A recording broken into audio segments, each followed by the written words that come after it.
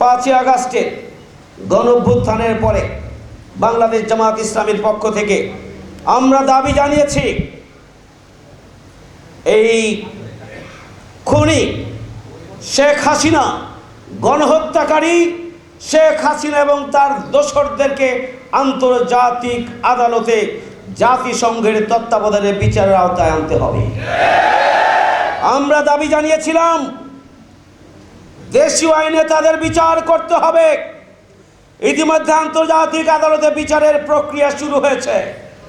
ইতিমধ্যে বাংলাদেশে ট্রাইব্যুনাল পুনর্গঠন করে শেখ হাসিনা খুনি এবং তার সন্ত্রাসী বাহিনী আর দোসর যারা শেখ হাসিনাকে খুনি হিসেবে প্রতিষ্ঠিত করেছিল, সহযোগিতা করেছিল, তাদেরকে বিচারের আওতায় নিয়ে আসার জন্য আমরা অন্তর্বর্তীকালীন সরকারকে অভিনন্দন জানাই।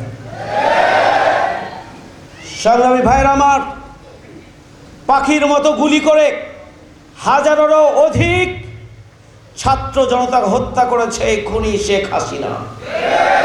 তার অবস্থা এমন ছিল, যদি 18 কোটি মানুষকেও হত্যা করতে হয়, তারপরে হত্যা করে হলেও এই খুনি শেখ হাসিনাকে ক্ষমতায় থাকতে হবে। আমরা ধিক্কার জানাই, বাংলাদেশের কোন আইন শৃঙ্খলা বাহিনী পৃথিবীর ইতিহাসে নেই সেই দেশের আইন শৃঙ্খলা বাহিনীর সদস্যরা সেই দেশের জনগণকে এভাবে হত্যা করতে পারে। যেসব জায়গায় এই ধরনের হত্যাকাণ্ড সংঘটিত হয়েছে সেসব জায়গায় দখলদাররা এসে এই সমস্ত হত্যাকাণ্ড সংঘটিত করেছে। শেখ হাসিনা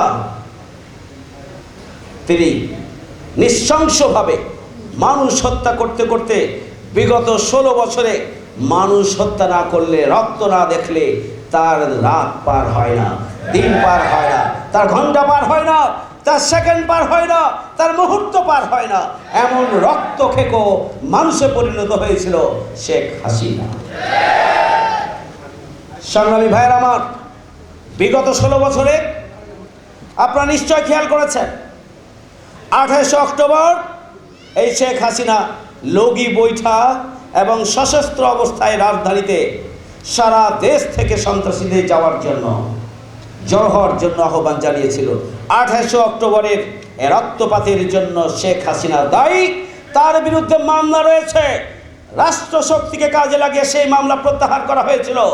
আমরা সেই 28 অক্টোবরের খুনি হিসাবে শেখ হাসিনা এবং তার দোসরদের বিচার চাই। আমরা বিচার চাই পিলখানা হত্যাকাণ্ডের সাথে জড়িত শেখ হাসিনা। 57 জন সেনা কর্মকর্তাকে নির্মমভাবে হত্যা করা হয়েছে। এদেশের ভূখণ্ডের পাহারাদার আমাদের বিডিআর বাহিনীকে ধ্বংস করে দেওয়া হয়েছে, বাংলাদেশকে অরক্ষিত করে দেওয়া হয়েছে। বাংলাদেশের স্বাধীনতা সার্বভৌমত্বের অতন্ত্র প্রহরী এদেশের দেশপ্রেমিক সেনাবাহিনীকে দুর্বল করে দেওয়া হয়েছে।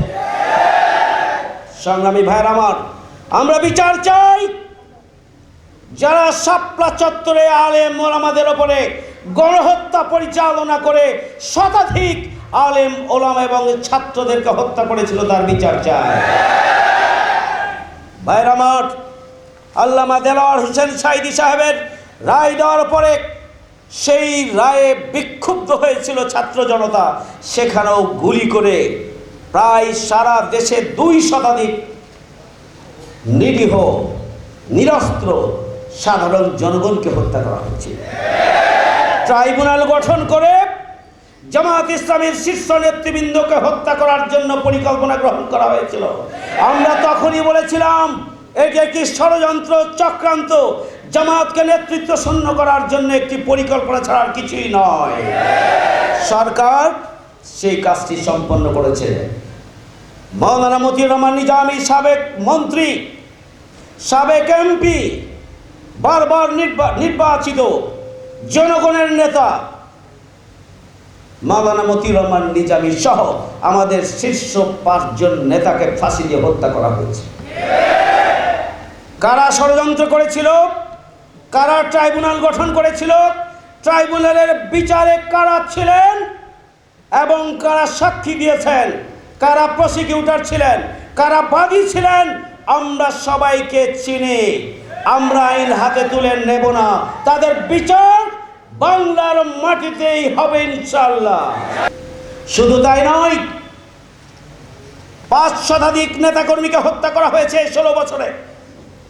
20,000-এরও বেশি মামলা দিয়ে লক্ষ লক্ষ নেতাকর্মীকে বাড়িঘর ছাড়া হয়েছে, তাদেরকে চাকরিচ্যুত করা হয়েছে, তাদের ব্যবসা বাণিজ্য থেকে তাড়িয়ে দেওয়া হয়েছে। প্রিয় ভাইয়ের আমার, তারা বনে জঙ্গলে রাতের বেলা ঘুমিয়ে ঘুমিয়ে এই 16টি বছর কষ্টের সময়গুলো তারা পার করেছে।